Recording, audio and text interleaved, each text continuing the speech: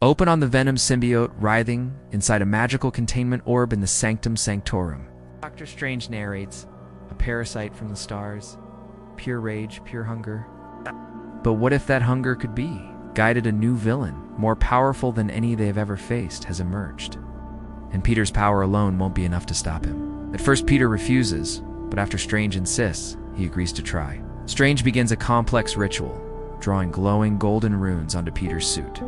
He creates webs made of solid magic, uses symbiotic tendrils to form shields and weapons, and even uses a limited form of teleportation by melding with shadows. Nightmare seeks the destruction of both Spider-Man and Doctor Strange.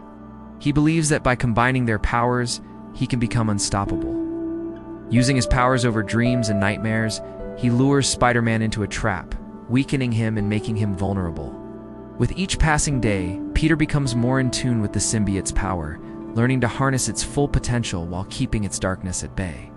The fight is intense, but in the end, the Sorcerer Spider prevails, using all of his powers to defeat Nightmare once and for all. He is exhausted, but happy, knowing that he made a difference in people's lives. Peter knows that he is lucky to have them in his life, and that their love and support give him the strength to keep going. As they say their goodbyes for the night, Peter promises to be more careful in the future. Aunt May and MJ understand, but also know that there is no way to truly protect him from danger. They can only hope for the best and trust that he will be all right. With a flick of his wrist and a muttered incantation, he conjures a protective shield around the room, preventing the symbiote from escaping further. He changes out of his costume and goes to greet his aunt and MJ. As Doctor Strange continues to battle the symbiote, he realizes he needs backup. Together, the two heroes work to keep the symbiote from causing any damage to the city. But as the battle rages, Spider-Man is injured. The symbiote's acidic venom seeps into his suit, burning his skin and weakening him. He reaches out with his magic, sending a telepathic message to Spider-Man, summoning him to the Sanctum Sanctorum. As the battle with the symbiote comes to an end, Peter finds himself transformed. Runes glow brightly, pulsing with magical energy and connecting Peter to Doctor Strange's vast mystical knowledge. But perhaps the most striking feature of the Sorcerer Spider's costume is his cloak, a swirling mass of symbiotic tendrils that mimic the cloak of levitation. It's a symbol of Peter's newfound powers and his connection to the magical side of the Marvel Universe. He is no longer just Spider-Man, but something more, a fusion of spider-themed heroism and mystical power. It's a formidable combination that will surely impress fans of both characters. But Peter fights back, drawing on the strength of his spider-themed alter ego and the guidance of Doctor Strange's magic. Remember, you can tell your own stories with these amazing tools.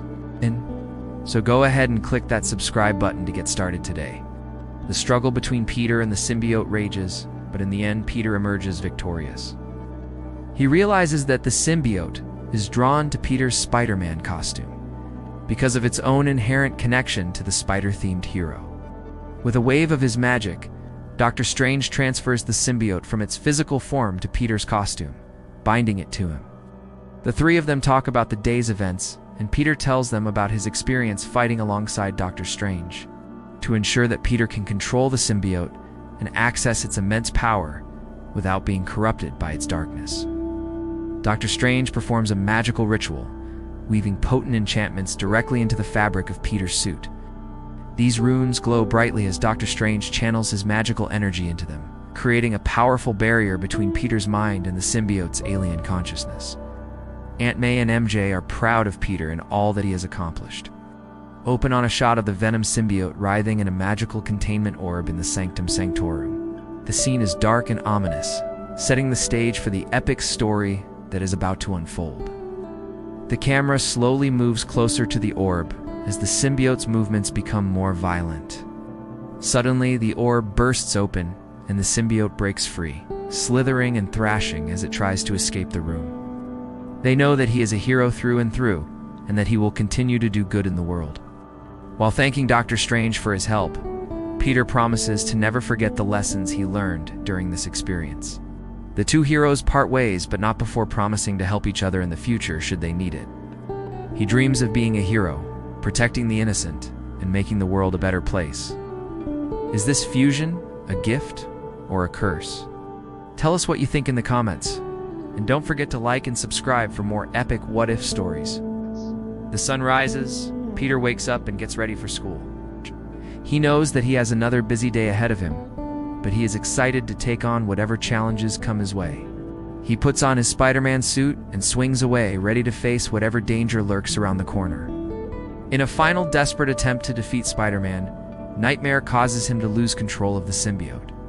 The symbiote breaks free from Spider-Man and envelops Nightmare in a black, tar-like substance, draining his powers and leaving him weakened. Realizing the symbiote is too powerful for him to control, Spider-Man regains control just in time to save the day. The symbiote is released and flows over Spider-Man, but as it does, the runes flare to life, acting as a magical firewall between Peter's mind and the symbiote's rage. The two merge, becoming one. It's revealed to be Mephisto, the evil demon lord, who made a deal with Uncle Ben that resulted in Peter gaining his spider-like powers. He is intrigued by the Sorcerer Spider and sees great potential in him. Mephisto decides to keep an eye on Peter and wait for the right moment to make his move. Strange proposes binding the symbiote to Peter, giving him control over its awesome powers without being corrupted by its consciousness. She opens it to reveal a friendly face, MJ. The two women invite each other in and begin chatting about Peter. Aunt May expresses her concern for Peter, worried that he is putting himself in danger as Spider-Man.